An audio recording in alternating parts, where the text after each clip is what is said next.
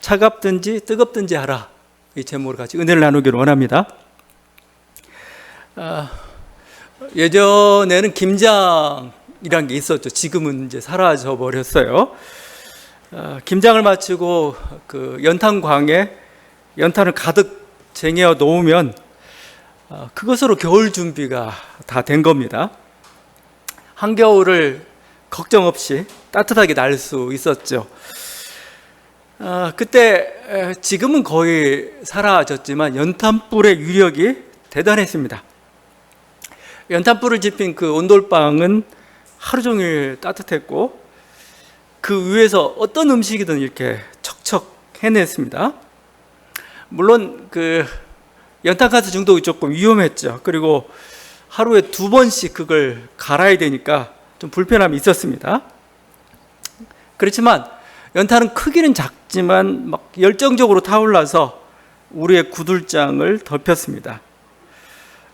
제가 연탄 얘기를 하는 것은 오늘 말씀 연탄과 관련되기도 했거니와 안도연 시인이 이 고마운 연탄에 대해서 여러 편의 시를 썼는데 그 중에 하나 연탄 한 장이라는 그 시 내용 때문이기도 합니다. 연탄 한 장에 실린 그 시의 일부분입니다. 제가 읊어드리겠습니다. 또 다른 말도 많지만 삶이란 나 아닌 그 누구에게 기꺼이 연탄 한 장 되는 것. 방구들 선득선득해지는 날부터 이듬해 봄까지 조선팔도 거리에서 제일 아름다운 것은 연탄차가 부릉부릉 힘쓰며 언덕길 오르는 거라네. 해야 할 일이 무엇인가를 알고 있다는 듯이 연탄은 일단 제 몸에 불이 옮겨 붙었다 하면 하염없이 뜨거워지는 것. 매일 따스한 밥과 국물 퍼먹으면서도 몰랐네. 온몸으로 사랑하고 나면 한 덩이 재로 쓸쓸하게 남는 게 두려워 여태껏 나는 그 누구에게 연탄 한 장도 되지 못하였지. 여러 시가 있는데 그 중에 너에게 묻는다라는 시의 또 일부분입니다. 여러분이 잘 알고 있는 내용입니다. 연탄재 함부로 발로 차지 마라. 너는 누구에게 한 번이라도 뜨거운 사람이었느냐. 굉장히 간결하지만 굉장히 여운이 남는 그 시입니다. 우리 일생에서 연탄처럼 뜨거웠던 때가 있는가? 여러분의 그런 추억이 있어야 됩니다. 그 연탄처럼 그 뜨거웠던 그때는 시간이 멈춘 것 같아요. 시간이 항상 거기에 머물러 있고 그 시간이 굉장히 길었던 느낌도 들기도 하고 그렇습니다. 누군가를 열정적으로 이렇게 사랑하거나 어떤 일에 몰두하거나 그걸 열정이라고 얘기하죠. 그랬던 때가 있었던가. 지금 이 말씀은 라오디게아 교회를 향해서 지금 예수님이 지금 하고 싶은 말이기도 합니다. 15절과 16절이죠.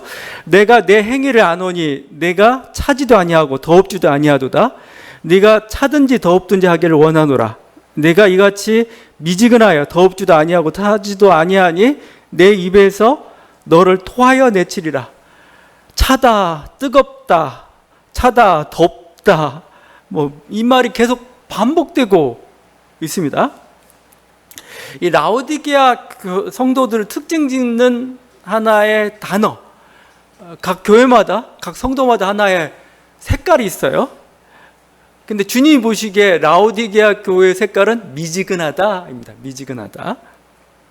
주님 그래서 너 차갑든지 뜨겁든지 둘 중 하나 선택해. 이 미지근한 게 왜 이 라오디게아 교인들의 특성이 되었을까? 환경도 좀 문제가 있는 것 같아요. 누가 그런 얘기합니다. 그 라오디게아 교회, 이곳이 라오디게아, 히에라볼리, 골로새 이 세 곳이 서로 마주보고 있는 도시들이에요. 이 히에라볼리는 굉장히 유명한데 요즘 관광지입니다. 대표적인 터키의 관광지인데 히에라볼리에서는 요즘 파묵갈레라고 하죠. 파묵갈레. 온천과 석회암지대로 유명합니다. 그 온천, 그 뜨거운 물을 이용하려고 라오디게아 지역 사람들이 온천수를 끌어들였어요. 한 7km 정도 이렇게 석양으로 이렇게 도로처럼 이렇게 수도처럼 이렇게 끌어들였습니다. 그런데 온천수가 라오디게아에 도달할 무렵이면은 이게 좀 식어버립니다. 조금 미지근했다. 그래서 미지근한 거 아니냐 그거 얘기하기도 합니다. 미지근하다는 건 뭔가 차갑지도 않고 뜨겁지도 않다는 말입니다. 신앙이 명확하지 않다는 겁니다. 너 어느 편이야? 명확히 하나를 선택해야 되는데 적당히 선택하고 있는 모습이죠. 또 미지근하다라고 얘기하는 것은 열정이 없다는 겁니다. 거기에 신앙 열정, 뭔가 뜨거워, 뭔가 이렇게 느껴지는 바가 없고 어떤 그 헌신 그런 게 없다는 거죠. 이들이 왜 이렇게 신앙이 미지근해졌을까? 미지근해진 이유는 세상과 적당히 타협하기 때문에 그런 거죠.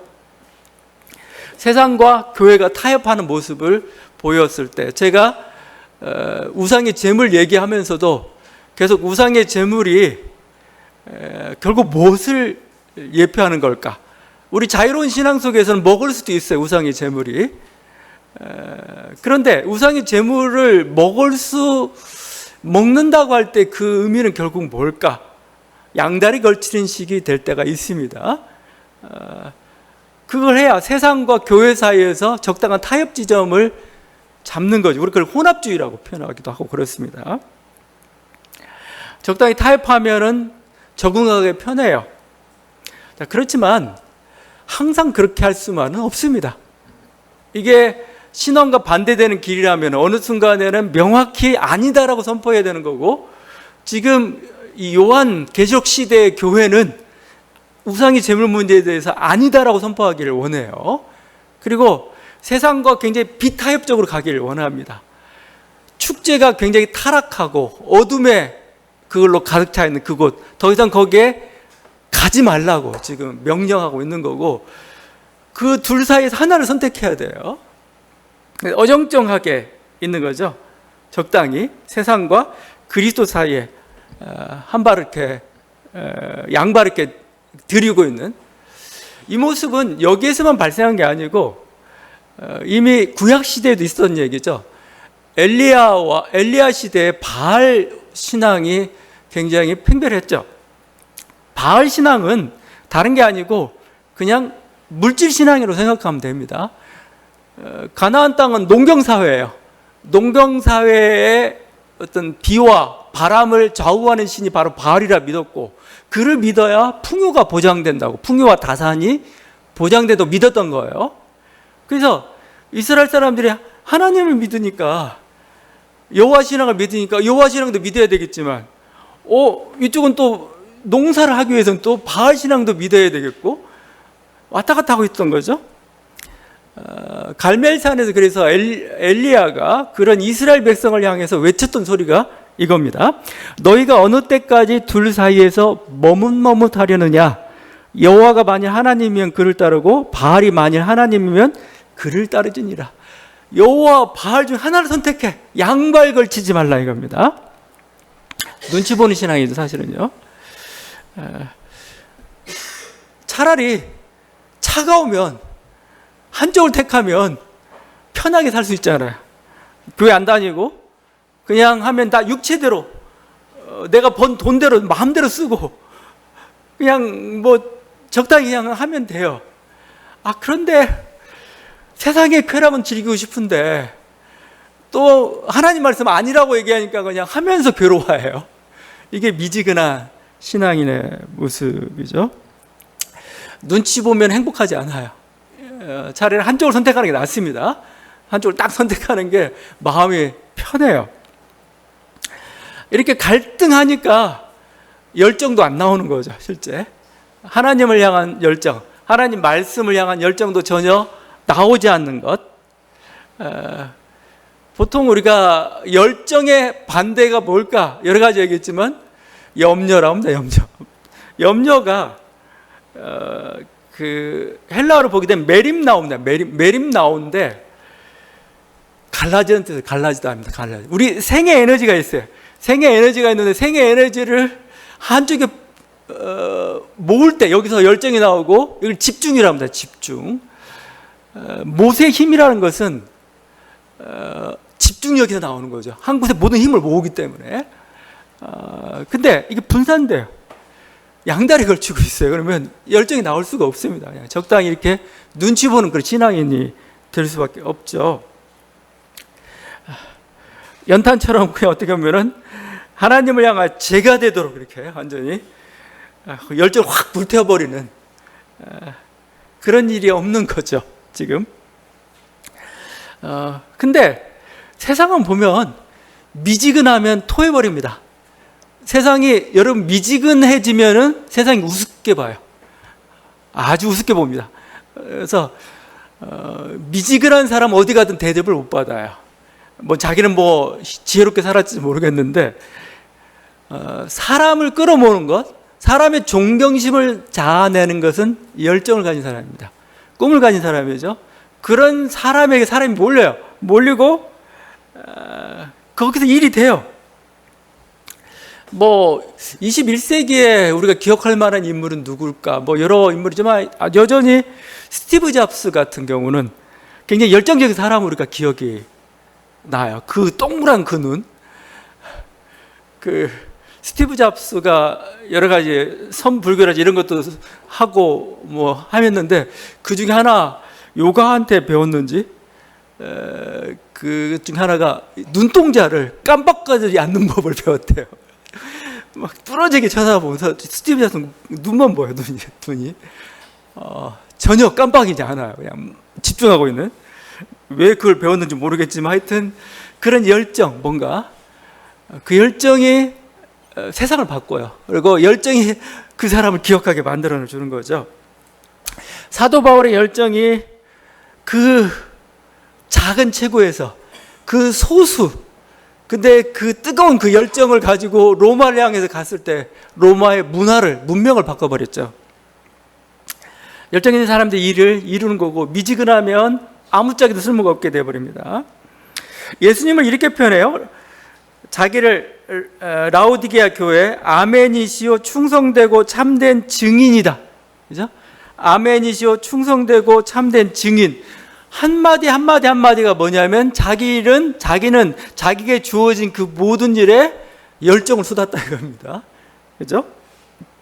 예수님 십자가에서 죽기까지 자기 목숨을 내어놓고 아버지의 뜻을 이루기까지 이렇게 열정적으로 사셨죠. 그게 증인이라는 뜻이고 아멘이고 자기 주어진 운명에 대해서 그냥 받아들인 거죠. 난 이 길을 가겠다. 그냥 간 게 아니고 충실히 가겠다. 이거죠. 그게 바로 십자가였고, 그래서 마지막에 예수님이 요한복음 19장 30절에서 다 이루었다 이 말씀을 하시죠. 전 다 이루었다는 그 말씀이 하얗게 타버린 그 연탄재처럼 예수님의 최후의 말로서 적당하다는 생각이 들어요. 연탄이 모든 걸 다 태우고 나서 다 이루었다 하는 것처럼 예수님도 자기 주어진 그 운명, 하나님의 뜻을 향해서 열정적으로 세상 뒤돌아보지 않고 또 정말 뒤돌아보지 않고 앞만 향해 이렇게 달려갔던 분, 그분의 그 고백이었다 이렇게 생각을 해요. 우리에게 열정이 좀 필요한 그 시대, 차든지 뜨겁든지 둘 중에 하나를 선택하라. 차갑게 되라는 얘기가 아니죠. 미지근한 사람들한테 좀 제발 좀 뜨거워져라. 다시 열심을 내라. 자꾸 딴 생각하니까 그래. 그거 버리고 너에게 주어진 게 있잖아. 이미 하나님께 주신 게 있습니다. 그걸 향해 좀 달려가. 라오디게의 살 길은 바로 거기에 있는 겁니다. 이 라오디게아 교회는 이런 열정도 없을 뿐만 아니라 이 자신을 착각하고 있어요. 자신을 성찰할 수 있는 그 힘도 없었습니다. 자기 분석이 안 되니까 문제가 뭔지도 모르고 열정도 나오지 않고 그런 거죠. 17절입니다. 주님이 이 두 가지 평가, 지금 라오디게아 교인은 어떻게 생각하고 있는지 자기 자신을, 그리고 예수님은 또 어떻게 평가하고 있는지 너무 상반됩니다. 17절인데 네가 말하기를 나는 부자라 부유하여 부족한 것이 없다 하나 네 공고한 것과 가련한 것과 가난한 것과 눈먼 것과 벌거벗은 것을 알지 못하도다. 라오디게아 교회 교인들은 어떻게 생각하냐면 자신들이 부자다, 부유하다, 부족한 것이 없다. 이 세 단어입니다. 세 단어로 그들의 자부심이죠. 우리는 부유한 교회야. 나는 부자야. 나는 부족함이 없어. 라고 이렇게 얘기하고 있어요. 근데 주님은 정반대의 평가를 내립니다. 네가 공고하다, 가련하다, 가난하다, 눈멀었다, 벌거벗었다. 5개의 단어로 규정을 합니다. 그러니까 서로 상반된 그 두 단어군들이에요. 라오디게아 교인들은 실제 이렇게 착각할 만했어요. 왜냐하면 실제 부자였어요. 이들이. 라오디게아는 우리가 보통 얘기하는 길목이라고 표현하죠. 그러니까 이 터키 반도가 있으면 막 그게 여러 로마 시대 도로들이 많이 나 있어요. 근데 도로의 중앙에 한 중심 정도에 있는 그 도로, 거기가 바로 이 라오디게아였습니다. 그래서 일찍 상업이 발달했고 금전적으로 풍요한 중앙은행 정도가 있는 그런 곳이었어요. 그래서 요한계시록 이 편지가 쓰여지게 한 20-30년 전에 지진이 났어요. 여기에 지진이 났는데 보통 지진이 나면 거의 폐허가 되다시피 하죠. 근데 외부의 원조를 거부하고 자력으로 복구했을 정도로 굉장히 부유했던 그런 것입니다. 이 라오디게아 쪽은 또 양모 산업이 발전했어요. 또 의류는 값쌌고 트리미타 튜닉으로 유명합니다. 검은 양모라고도 표현하는데 예전에 영국 황실 결혼식 예물로 이쪽 라오디게아 산 양모가 선물로 좀 증정되고 있었던 적도 있었던 것 같았는데, 또 라오디게아 교회는 의학 산업도 발전했습니다. 귀와 눈을 치료하는 이 고약이라는 게 있는데 이 고약은 주요 세계적인 수출품이었어요. 그러니까 이렇게 여러 가지 산업도 발전되어 있고 금전도 있고 뭔가 이렇게 농산물도 풍부하고 이런 것이죠. 그러니까 이런 라오디게아 교회에서 지금 가난하다, 벌거벗었다, 눈이 멀었다고 하니까 우울한 거. 우리 고약이 얼마나 대단한데? 우리 이 라오디게아 산 고약이면 정말 세상이 환하게 만들어주는데. 자, 이게 바로 우리가 보통 이것을 이때 쓰는 표현이 영적 실상이랍니다. 영적 실상. 실상이라는 단어를 그냥 신천지가 하도 많이 써대가지고 실상 하는데 진짜 실상, 진짜 실체는 뭐냐, 실체. 너의 본질은 뭐냐, 이게 너의 본질은. 부자, 부요, 부족함이 없다. 이게 진짜 너의 실상이냐. 그건 겉보기 실상입니다. 세상이 보는 그 눈입니다. 진짜 영적인 것, 진짜 주님이 보는 것, 진짜 영원한 그런 눈으로 볼 때 너의 모습은 가난하고 가련하고 곤고하다고 지금 얘기하고 있어요. 주님은 서문학교회, 굉장히 가난한 서문학교회를 향해서 실상은 네가 부유하다고 말씀하고 있습니다. 반대로 부유한 이 라오디게아 교회를 향해서는 실상은 네가 가난하다고, 가련하다고 말씀하고 있습니다. 여러분, 이걸 우리가 전 영적인 눈이라고 봐요. 그냥 건물이 크고 화려하고 성도가 많이 모여서 부유한 교회가 아니에요. 예? 그게 부유하지 않다고 볼 수 있는 눈이 진짜 영적인 눈입니다. 영적인 눈이라고 할 때 보이지 않는 걸 본다는 게 아니에요. 사실은 영적인 눈은 뭐요? 미래를 향한 눈입니다. 미래를 향한 눈. 실제 지금은 괜찮아 보이는데 너 조금만 가봐. 너의 허상이 다 드러날 거고 아무것도 없는 그런 존재임을 알게 될 거야. 미래를 바라보는 통찰력을 저는 영적 실상으로 보고 있고 주님도 지금 그렇게 보고 있는 겁니다. 처음부터 끝까지 잘 되면 너 죽어도 천국 가서 보자, 이런 식 논리만은 아니에요. 네가 지금 얼마나 허장성세, 지금 모래 위에 집을 짓고 있는 건데 너 지금 그것도 모르지. 곧 시련이 오고 환란이 오고 나면은 무너지는데 그냥 와장창 무너질 거야. 아무것도 아닌. 우리가 허장성세를 경험했던 때가 IMF 때였어요. 사실은요. 뭔가 잘 나가고 뭔가 괜찮다고 생각했는데 무너지고 나니까 정말 이 빚더미 위에 있다는 것을, 거기에 산업이 기생했다는 그 뜻에야 절감했던 것이죠. 마치 그와 같은 겁니다. 니네 진짜 가난해. 왜 가난한 걸 몰라? 이 라오디게아 교회의 모습은 마치 정말 영락없이 한국 교회의 모습 같습니다. 라오디게아 교회는 근본적으로 어떤 신학자 목회자들이 이 요한계시록 설교하면서 현대교회다, 대부분 다 이렇게 얘기합니다. 왜냐하면 현대교회만큼 교회사에서 뭔가 부유하고 뭔가 정말 나름대로 뭔가 문화적인 어떤 그 모든 것이랄지 영광이랄지 권력을 누리고 있는 그런 교회가 없어요. 특히 한국 교회는 그렇습니다. 한국 교회는 교세가 대단하죠. 지금 세계 10대 교회 중에 절반이 한국 교회가 있습니다. 그 숫자로 따지면 근세기에 빠른 성장, 엄청나게 빠른 성장을 했죠. 또 선교사를 가장 많이 파송하고 있는 것 사실은 또 지금은 한국 교회이기도 하고 그래요. 그걸 자랑합니다. 밤하늘은 온통 붉은 십자가가 이렇게 술을 놓고 있죠. 그래서 여러분 드라마를 볼 때마다 십자가 안 나오는 장면이 없을 정도로 그래서 마치 우리가 기독교 국가 같아요. 근데 여러분 우리 지금 20%도 안 돼요. 우린 다종교 국가입니다. 그래도 불구하고 십자가가 모든 곳에 유력한 정치인들 쪽에서는 한때는 거의 정치인이나 관료, 엘리트 계급 쪽에서 거의 50% 가까이가 신앙인이기도 하고 그랬어요. 유리했으니까. 근데 지금 실상 한국교회는 어떻게 되는가? 지금 가난하고 죽어가고 있어요. 실제로 가난하고 죽어가고 있습니다. 마치 저는 회칠한 무덤 같아요. 회칠해 놓으면 얼마나 아름다워요. 얼마나 막 깨끗하고 뭔가 그럴싸하죠. 근데 그 속은 시체가 썩고 있어요. 바로 그 실상이 그렇다는 거죠. 그러니까 뭘 잃어버렸는지, 뭐가 부유한지를 몰라요. 건물이 높고 성도 수가 많고 내가 권력을 자랑한다고 해서 부유한 게 아니에요. 그건 세상적으로는 부유하죠. 그렇게 따지면 삼성만큼 대단한 종교가 어디 있어요? 삼성이 가장 성공한 종교라고 우리가 볼 수가 있죠. 아니에요. 종교는 거기서 부유함을 잡지 않습니다. 진정한 기독교의 부유함은 어디에 있어요? 십자가의 희생에 있습니다. 섬김에 있습니다.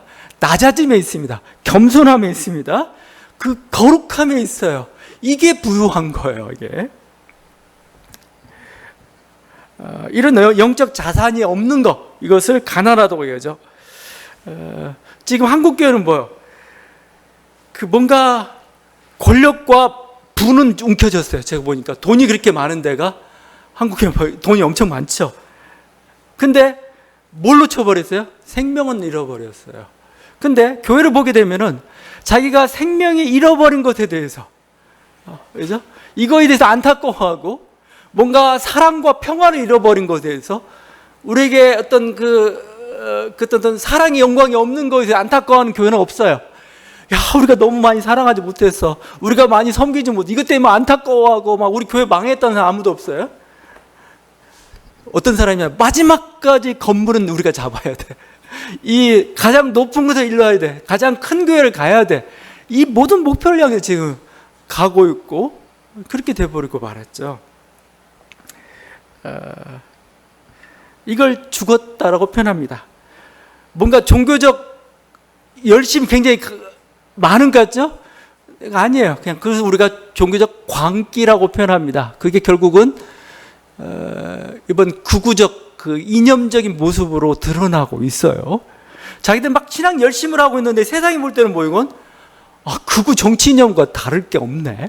자기들은 신앙 열심으로 막 얘기하고 있는데 세상이 볼 때는 뭐 저건 굉장히 차별적이고 폭력적이네. 이렇게밖에 안 느껴져요. 그러니까 자신이 뭘 가지고 있는 건지, 자신이 뭘 놓치는지를 모르고 있어요. 이 병든 라오디게아 교회를 향한 주님의 처방이 18절에 나타나 있죠. 내가 너를 권하노니 내게서 불로 연단한 금을 사서 부유하게 하고 흰옷을 사서 입어 벌거벗은 수치를 보이지 않게 하고 안약을 사서 눈에 발라 포개하라. 이 세 가지는 지금 라오디게아 지역을 꼬집고 있습니다. 네 돈 많다고 그랬는데 그 진짜 돈 아니야 이거요. 정금 같은 게 진짜야. 정금. 네가 손에 쥐고 있는 모래야. 불순물 덩어리야 이거죠. 불순물 덩어리. 정금 같은 신앙이 진짜인 거죠. 네가 지금 지금 땅에 쌓고 있는 보물은 다 뭔가 이렇게 마지막 때 그 불심파를 견딜 수 없이 다 타버리고 말 그런 거야. 영원한 보물을 쌓고 그죠? 니는 영원한 보물이 지금 없어. 네 중앙은행에, 천국 중앙은행에는 너는 어느 만큼의 정금이 있는 거야. 예치금 보니까 없어. 이거예요. 두 번째가 흰 옷을 사서 입으라고. 흰 옷. 흰 옷은 순결을 의미하는 거죠. 지금 이들이 입고 있는 옷은 뭐 더러운 옷이에요. 그 더러운 옷은 뭐냐면 탐욕의 옷이고 권력의 옷이고 폭력의 옷입니다. 폭력. 자기는 막 권력으로 뭔가 폭력으로 탐욕으로 다 온갖 치장을 하고 있는데 보니까 이건 옷도 아니야. 자기의 수치심을 가리는 게 아니고 오히려 더 수치스럽게 만들고 있어요. 이 부끄러운 옷은 버려버리라 이거죠.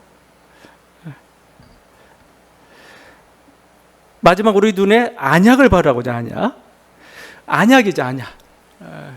눈은 판단력이고 생각이죠. 근데 이게 어두워져 있어요. 눈이 어두워져 있습니다. 뭐죠? 안약을 발라가지고 눈을 좀 밝혀라 이거예요. 눈을. 그래서 주님이 공생의 기간 동안에 바리새인들을 향해서 했던 말이 니네 눈이 멀었다. 눈먼 목자라고 표현을 하고 있습니다. 제가 한국교회를 보면서 느끼는 것 중에 하나가 눈먼 목자들이 한국교회를 이끌어가고 있어요. 눈먼 목자는 결국 뭐냐라고 했을 때 큰 교회, 대형 교회, 그러니까 대형 교회 목사들 개신교는 이상하게 거의 대표성을 획득하고 있어요. 그러니까 세상의 논리죠. 항상 큰 거, 파워를 좋아하니까 가장 큰 파워를 가지고 있는 대형 교회 목회자들이 개신교를 대표하는 인물처럼 되어 있습니다. 근데 그들이 설교에서 그들이 어떤 한국교회를 향해서 비전을 제시하는데 이 비전들이 결국 뭐냐라고 할 때 눈먼 목자의 비전 같아요. 인도함 같습니다. 그러니까 끌고 가는데 눈먼 목자가 끌고 가니까 엉뚱한 데로 끌고 가고 있어요. 사망의 길로 끌고 가고 있어요. 그러니까 전 빨리 이게 그러니까 뭐 다 그렇게 가는 거죠. 주님의 처방 안약을 눈에 좀 발라가지고 좀 제대로 봐라. 안약이 뭐냐? 하나님 말씀이죠. 말씀으로 다시 뭐요? 다시 좀 씻어라 이거. 씻어라. 지금 너가 하고 있는 행동, 네가 하고 있는 기도 제목들, 네가 하고 있는 어떤 집회, 네가 하고 있는 설교가 말씀에 부합한 건가? 그죠? 아니면 바꿔야 되죠. 주님은 지금 세 가지를 얘기하고 있어요. 이 세 가지를 여기 답이 있는데 그걸 못하죠. 지금 주님은 지금 밖에서 계속해서 문을 두드리고 계십니다. 너 바꾸라고, 새롭게 하라고. 20절입니다. 볼지어다 내가 문 밖에서 두드리노니 누구든지 내 음성을 듣고 문을 열면 내가 그에게로 들어가 그로 더불어 먹고 그는 나와 더불어 먹으리라. 근데 저는 이 말씀 보면서 좀 재밌는 게 주님이 매우 점잖으세요. 그러니까 문을 두드린다. 이건 보통 좀 약간 가부장적 아버지는 뭐죠? 문을 안 두드리죠. 그냥 벌컥하고 그냥 열어버리죠.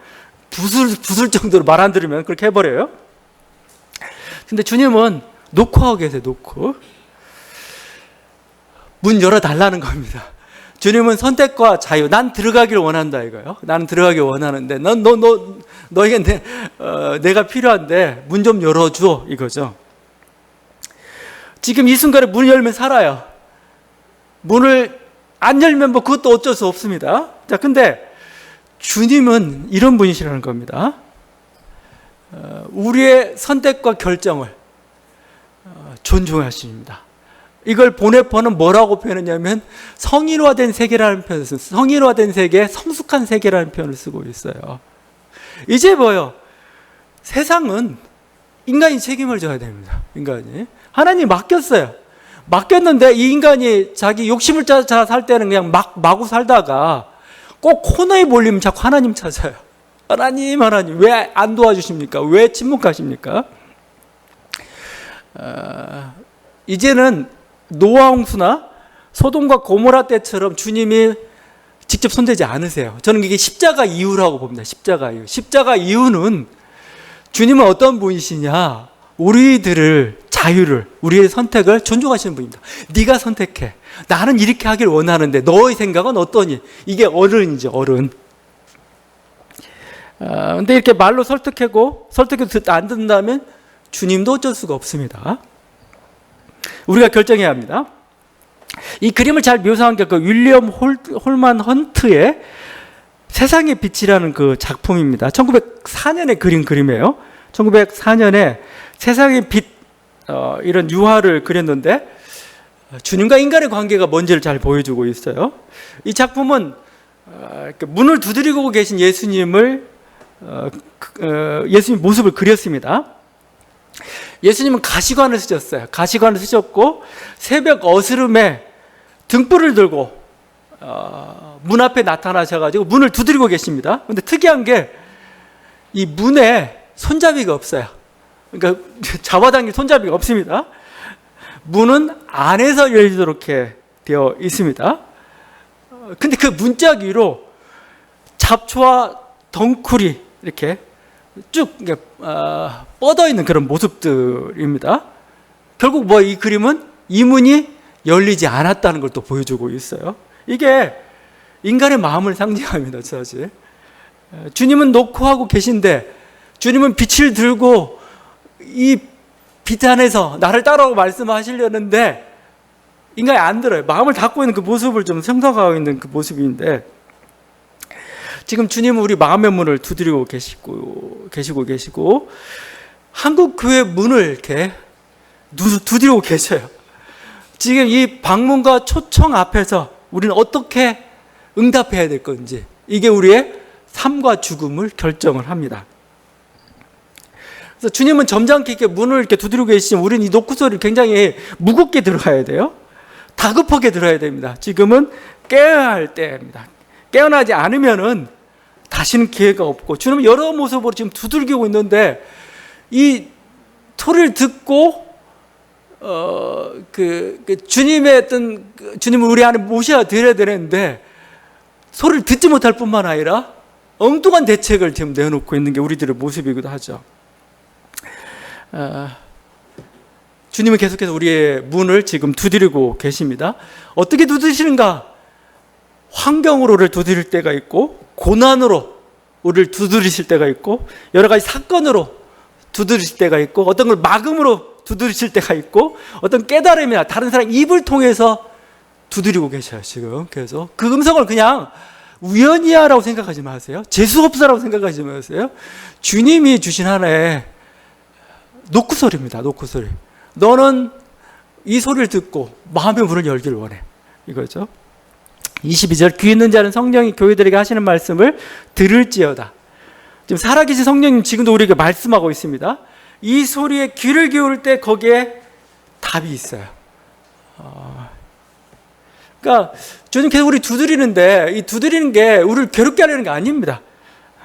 우리를 진정한 행복과 풍성한 생명으로 이끌려는 게 주님의 목적이죠. 이 두드림 앞에 우리도 해야 될 일은 단지 우리의 마음의 문을 열어주는 것 뿐입니다. 여러분이 자유의지로 정말 내가 주의 말씀을 듣겠습니다, 주의 말씀을 따르겠습니다 하면서 마음의 문을 여는 것이죠. 그러면 그 이후의 일은 주님께서 이끌어 가십니다. 우리도 해야 될 일은 주님께 우리의 마음의 문을, 이 주님의 노크소리에 응답하고 그 마음의 문을 열어주는 겁니다. 닫지 말고, 엉뚱하게 처리하지 말고, 거기에 직면해가지고 거기에 반응하는 겁니다. 그러면 주님이 이렇게 말씀하시죠. 문을 열면 내가 그에게로 들어가 그와 더불어 먹고 그는 나와 더불어 먹으리라. 그죠? 예수님과 교제죠. 먹고 마시는 즐거움의 회복이죠. 먹고 마실 때 우리 안에 생의 에너지가 충만해집니다. 제가 자주 얘기하는 단어가 열정이라는 단어였죠. 열정의 enthusiastic, 그 영어로 보면은 원래 헬라어부터 나왔지만 N이라는 단어는 인이죠. 인, 아니라는 뜻을 가지고 있습니다. 수로 되는데 이 테오스에서 신이라는 뜻입니다. 신. 그러니까 내 안에 신을 모셨을 때 일어나는 게 열정이에요. 막 신열이라고도 할 수가 있는 그런 거죠. 진정한 열정은 어디서 나타나느냐? 신이 나에게 임했을 때, 신이 우리가 마음을 열었을 때 그분이 들어오셔서 우리 속에서 뭐예요? 기쁨을, 희열을, 열정을 일으킵니다. 이걸 우리가 생의 에너지라고 이렇게 표현할 수가 있습니다. 주께서는 여러 모습 우리들에게 놓고 하고 계시고 문을 열 때 내가 너희 안에서 이 놀라운 일들을 이루실 거라 말씀하고 있습니다. 이 생명의 에너지로 충만한 저와 여러분의 현재를 바랍니다. 기도하시겠습니다.